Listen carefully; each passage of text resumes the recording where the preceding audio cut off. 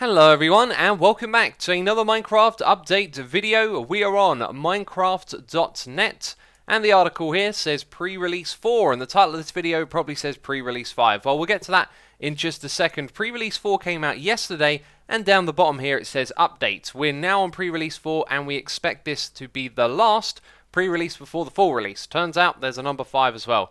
And then it says we aim to release the Village and Pillage for Minecraft Java Edition on Tuesday, April the 23rd. So that's just a few days away. 5 days from now, they should have the Village and Pillage update finished and ready for release. I'm excited for it, but let's talk about pre-release 5. We'll come back and talk about pre-release 4 as well, since I didn't cover that here on the main channel.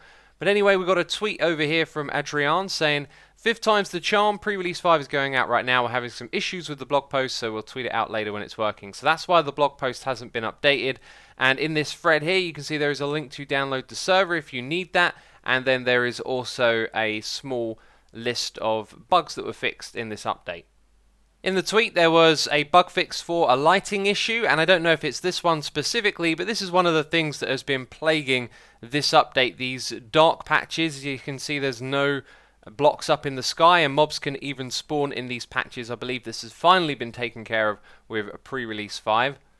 The other pre-release 5 change was to do with nether portals, so when something goes through them, the other side is loaded for 15 seconds. So let's throw an item through this portal, and then in chat you can see I have a command block on a redstone clock on the other side, and it's just spamming hi into chat to show that that is staying loaded, and as we know, it stays loaded for 15 seconds. It should also be noticed that this works in reverse as well, so if I throw something through this portal, I've now set up one of these on the opposite side, and that area will be now loaded for 15 seconds.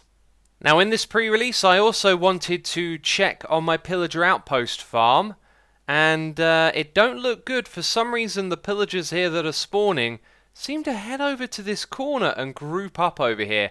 I don't know what is causing them to do that, because in this area it's not like there's some mob hanging out down here on the ground that they're attracted to.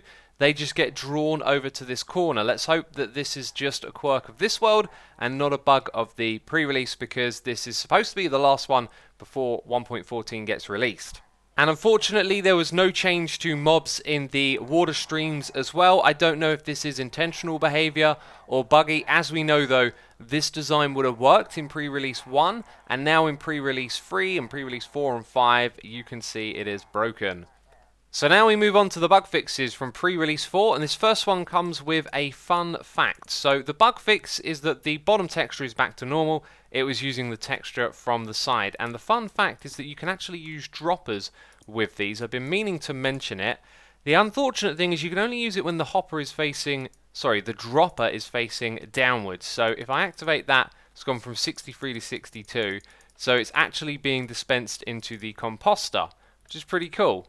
As you can see, it's stuck on 56, which probably means this thing is full now.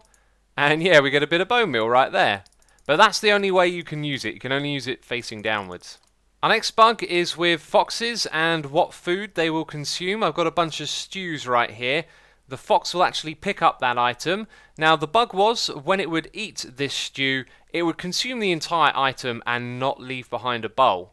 Now the fox has consumed the food, but it's really hard to tell, so unfortunately I'm going to have to be cruel. Oh, you dodged it, and you saw it there drop on the ground and then go into my inventory. It now leaves a bowl in its mouth after it's consumed the food.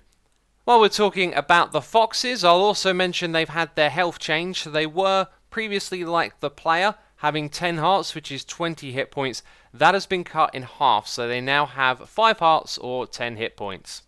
It is possible to summon a wandering trader with a negative age, which usually means a mob is a baby, but the wandering trader doesn't have a baby model. However, its hitbox would be the size of a baby, as you can see here. This is no longer the case in pre-release 4. Oh, do you hear that? Ah, its sound has been shifted upwards. So it's high pitch, like the sound a baby wandering trader would actually make. By the way, the Wandering Trader also has a tag called Wander Target, where you can put in coordinates, and then it will head towards where it is wandering to. So you can customize those coordinates, and as you might have guessed, the coordinates are the top of that beacon. So each one of these that I spawn, they will all wander to a particular point, which I find really interesting. That's not a bug fix or a change, that's just something that I've forgotten to mention. If you haven't caught the recent videos, this banner was renamed to the Ominous banner, and its actual block name had the old name. So if we use this right here, you can see that it is now block.minecraft.ominous banner. Hey, look who just turned up out of nowhere.